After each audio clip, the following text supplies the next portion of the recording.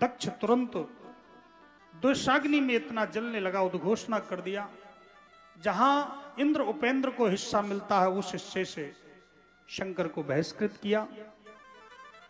तिथि निश्चित कर दी, उस तिथि में यज्ञ होगी। यज्ञ में सभी को बुलाया गया पर शंकर जी को नहीं बुलाया गया। जितने देवताओं के विमान हैं सभी उसी रास्ते से जाते हैं। आज सती जी ने देखा क्या बात है, सभी विमान कैलाश पर्वत से गड़गड़ा करके निकल रहे हैं, कहीं कोई ना कोई आयोजन है। सती जी ऊपर की तरफ देखने लगी। सती जी ने कहा क्या बात है सखी रोहिणी? चंद्रमा का विमान जा रहा था, उसमें रोहिणी बैठी थी। रोहिणी कहां जा रही हो? रोहिणी ने कहा सती तुझे पता नहीं, तेरे पिता के यहां बहुत बड़ा यज्ञ हो रहा। मेरे पिता के यहां? मेरे मायके में? हाँ हाँ, तेरे नैहर में बहुत बड़ा यज्ञ हो रहा। ओहो, मेरे नैहर में इतना बड़ा यज्ञ हो रहा और मुझे पता नहीं। सती जी का नैहर प्रेम जाग गया। माताओं का नैहर के प्रति सहज स्नेह होता है, हृदय में सहज स्नेह, और होना भी चाहिए। माता पिता का घर है, सब कुछ माताएं सह लेती है पर नैहर का अपमान नहीं सह पाती। और कोई कोई होते महाराज नैहर ही पर जाते हैं सीधे, कहीं बस नहीं चलेगा सो सीधे मायके पहुंचे। माताओं को जिसमें ठेस लगती है, ध्यान दीजिएगा, मैं निवेदन करूंगा, अन्य बात भले वैसे तो कभी अपमान नहीं करना चाहिए। जिस घर में नारी की पूजा होती है, सम्मान होता है, उस घर में निरंतर यश कीर्ति और लक्ष्मी का वास होता है। ये नियम है, इसलिए सम्मान करें। कदाचित ऐसी कोई बात आ जाए कि जिसमें हमें कठोर बोलना पड़े, पर ऐसा कठोर ना बोलें कि जिसमें उनको ठेस पहुंचे। माताओं का नैहर के प्रति सहज स्नेह होता है। कहते 100 डिग्री बुखार चढ़ा हो, नैहर से कोई आ जाए तो बुखार उतर जाता है। अब जैसा भी हो, आज सती जी तो जगत माता है। सती जी ने जैसे ही देखा कि मेरे नैहर में यज्ञ हो रहा है, मेरी मौसी आई होंगी, मेरी बहनें आई होंगी, जीजाजी आए होंगे, मौसा आए होंगे, बड़ा आयोजन होगा, सती जी का नैहर प्रेम खिंचने लगा। सती जी सीधे पहुंची भोले बाबा के पास, भोले बाबा के चरणों को दबाने लगी।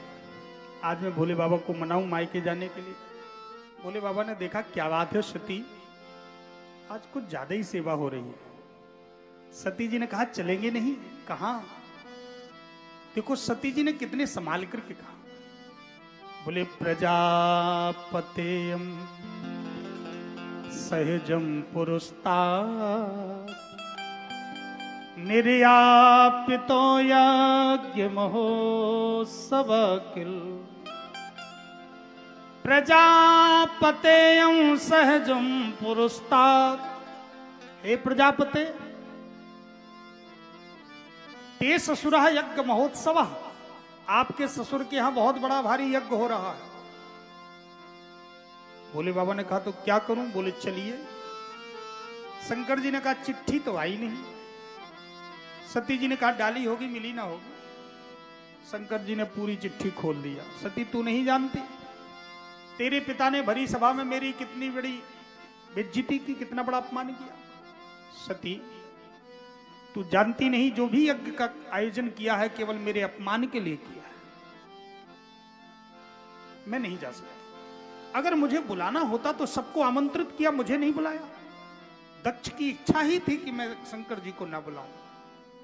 सती जी ने कहा भोले बाबा कुछ ऐसे स्थान होते हैं जहां पर बगैर निमंत्रण के भी जाया जा सकता है। कौन कौन से? बोले भरतुर गुरुर्देह कृतश्च भामनः। भरतु माने पति के यहां, गुरु माने गुरुदेव के यहां, और देह कृतश्च माने माता पिता के। 3 स्थान ऐसे होते हैं, ना भी निमंत्रण आए ना भी चिट्ठी आए तो हम वहां जा सकते हैं, शास्त्र का नियम।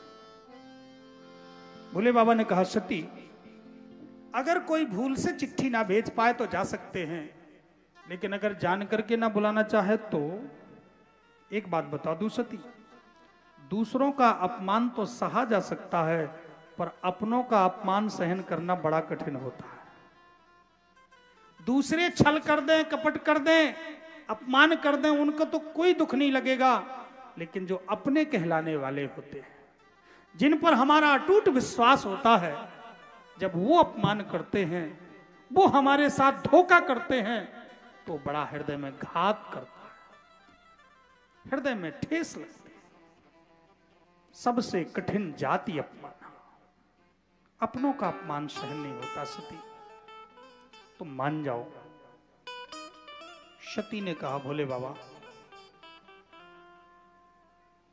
तो मैं चली जाऊं?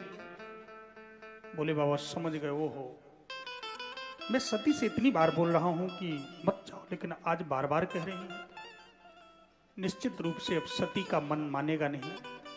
भोले बाबा चुप हो गए, और जैसे ही भोले बाबा चुप हुए, सती जी बार बार कहने लगे मैं चली जाऊं, मुझे आज्ञा दे दो। भोले बाबा ने आंख बंद कर लिया। सती जी बाहर निकली, भोले बाबा ने खोल करके आंख देखा, चली गई क्या? तब तक सती जी लौटने लगी। भोले बाबा बड़े सीधे सरल हैं, थोड़ी देर के लिए गुस्सा आती है, मेरे पति हमें भली भांति जानती हूँ, भोले ही हैं, मैं मना लूंगी। और सती जी गई फिर से मनाने के लिए, तो भोले बाबा फिर से आंख बंद कर ली। निष्क्रामती निर्वस्ती, बार बार बाहर जाती, बार बार भीतर आती, और जितनी बार बाहर जाती सो भोले बाबा आंख खोल के देखते, और जैसी बाहर से फिर भीतर आती सो आंख बंद कर लेते। भोले बाबा भी बड़े नाटक। और जैसी देखा कि सती जी तो इतने क्रोध में आंख बबूला हो गई कि मानो ओंठ फड़फड़ाते हुए आंखें लाल पीली। अब सती जी तो पराम्बा जगदम्बा है, अम्बे गौरी है, लेकिन अगर गुस्सा में आ जाए तो साक्षात चंडी है। सती जी जैसे क्रोध में आई, अब भोले बाबा को, उसी समय भोले बाबा के सामने सती जी बोली भक्तवत्सल भगवान की